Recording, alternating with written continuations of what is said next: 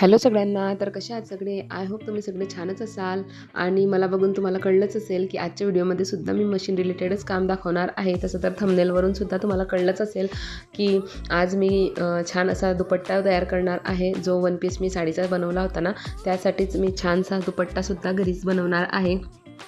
तर त्यासाठीच ही सगळी प्रिपरेशन सुरू होती. तर नवीन काही शिवायचं म्हटलं की ती मशीन साफ करावी लागते, कारण ती रोजच्या वापरात नसते. मी कधीतरी स्टिचिंग करते, त्यामुळे थोडी धूळ वगैरे बसलेलीच असते. मग ते आपल्याला कपड्याला लागू नये म्हणून थोडीशी आधी ती काळजी घ्यावी लागते.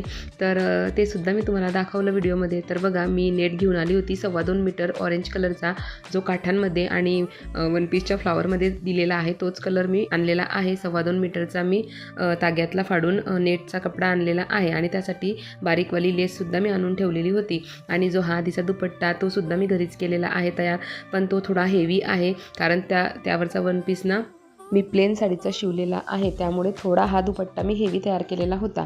पण आता या वन पीसवरती ना फ्लॉवर आहेत आणि त्याला साडीचे काठसुद्धा आहेत, त्याच्यामुळे ना हा दुपट्टा थोडा सिंपल मी क्रिएट करणार आहे. पण मी माप वगैरे त्या दुपट्ट्याचं एकदम परफेक्ट आहे, त्यामुळे मी त्याचं माप घेतलं. रुंदी लांबी किती हवी आहे तो अगदी परफेक्ट केलेला आहे तयार मी, त्याच्यामुळे त्याचं माप मी घेऊन घेतलं आणि त्याच मापाने मी आता याची लांबीसुद्धा कट करून घेणार आहे. तसं तर मी 2.25 मीटरचाच आणलेला होता, तरीसुद्धा काही थोडं कटिंग करताना थोडंसं इकडे तिकडे झालेलं असतं, तर तेवढं परफेक्ट व्यवस्थित करून घेतलं ना की मग आपल्या दुपट्ट्याला लेस लावताना सुद्धा आपल्याला काही अडचण येत नाही आणि आपलं माप अगदी परफेक्ट होतं.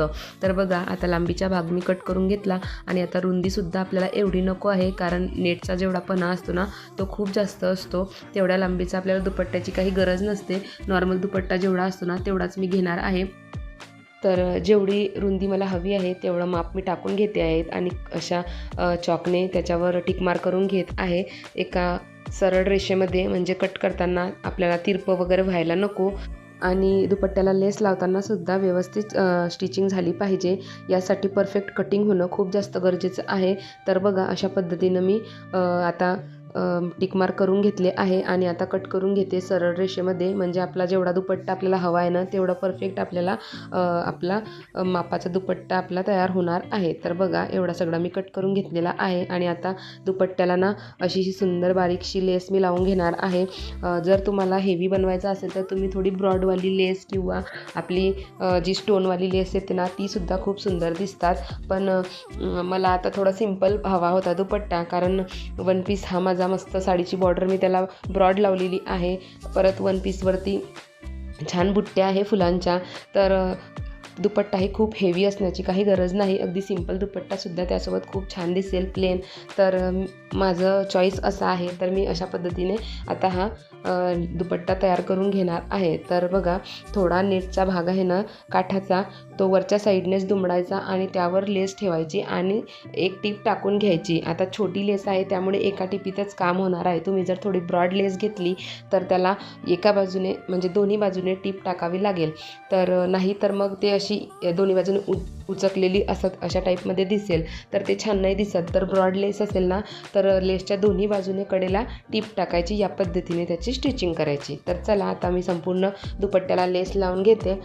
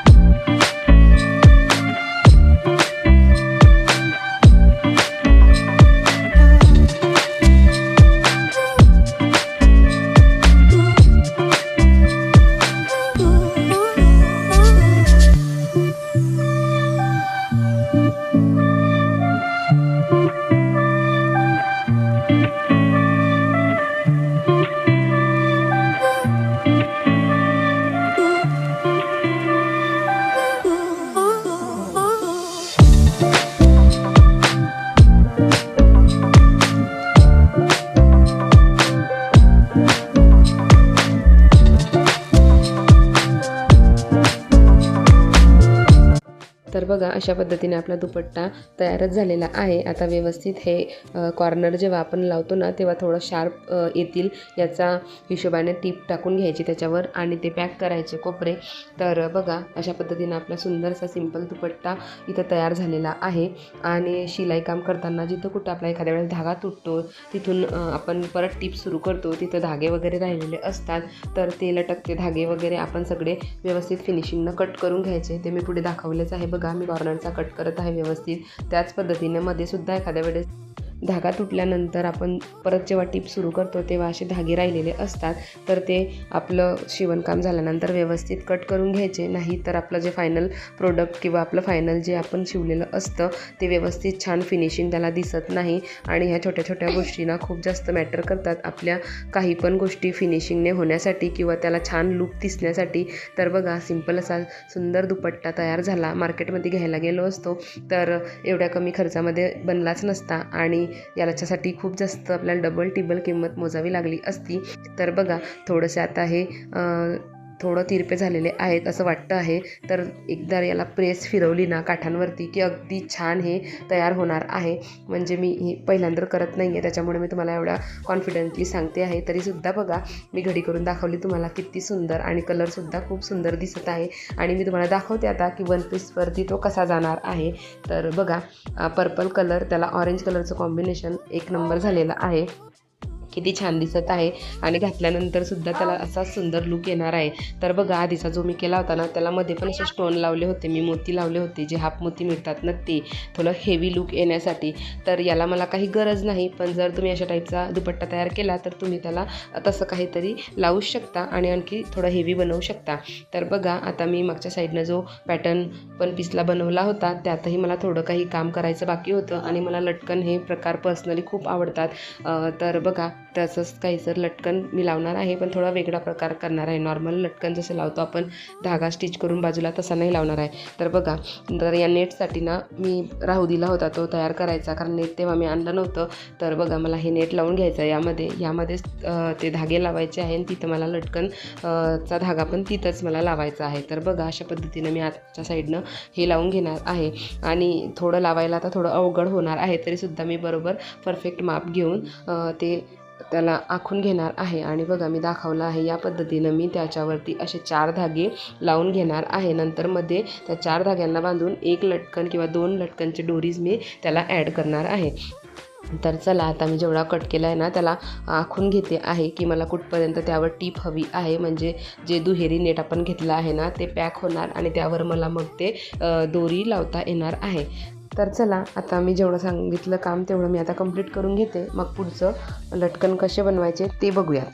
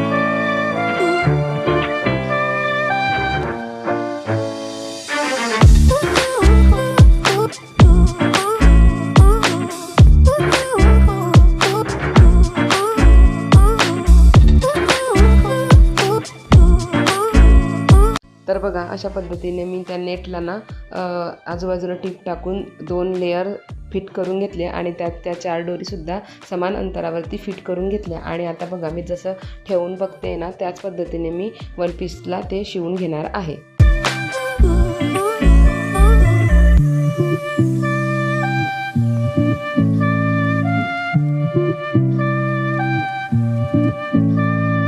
तर बघा अशा पद्धतीने मला जसा पॅटर्न हवा होता, नेटवरती 4 दोरी आणि त्याच्या मध्यभागी मी डबल दोरी बांधून, म्हणजे 4 टोक आले पाहिजे लटकनाचे, या पद्धतीने डबल दोरी बांधणार आहे जसं मी दाखवते आहे त्या हिशोबाने असा पॅटर्न मला हवा होता.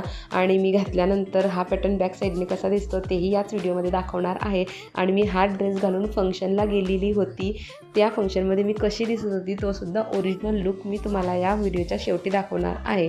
जो माझा शॉर्ट व्हिडिओ तुम्ही बघितला असेल तो तर AI प्लस माझी क्रिएटिव्हिटी असं काहीतरी होतं, पण आता या व्हिडिओमध्ये जो शेवटी मी तुम्हाला लुक दाखवणार आहे तो प्युअर जसा मी वन पीस घालून रेडी झाली होती तो पूर्ण लुक मी तुम्हाला या व्हिडिओमध्ये दाखवणार आहे. तर चला, आणि बिना मेकअपचा घातलेला सुद्धा कसा लुक दिसतो ते सुद्धा मी दाखवणार आहे. तर त्यासाठी पूर्ण व्हिडिओ बघा. आणि बघा मी स्क्वेअर कट करून घेतले होते, त्याच्याच मी छोटे छोटे ट्रँगल, डबल ट्रँगल मी करून घेणार आहे 4 टोकाला दोन्ही दोऱ्यांच्या, आणि नंतर मग मी ती दोरी तिथं बांधून घेणार आहे. तर चला आता मी लटकन तयार करून घेते. तर अशा पद्धतीने बघा 2 सारख्या थोड्या कमी जास्त अंतराच्या असतील, जेमतेम सारख्याच आहेत. तर बघा अशा पद्धतीने मी करून घेतल्या. आणि आता सेंटरला पकडून ना त्या 4 दोऱ्यांच्या मध्ये मी हे सेंटरला 2 गाठ याला बांधून घेणार आहे. अशा पद्धतीने छान गाठीत ते अडकवणार आहे आणि सुंदर असा आपला एक पॅटर्न तयार होणार आहे. तर खूप छान मस्त दिसत होता खरं तर घातल्यानंतर बॅक साईडने.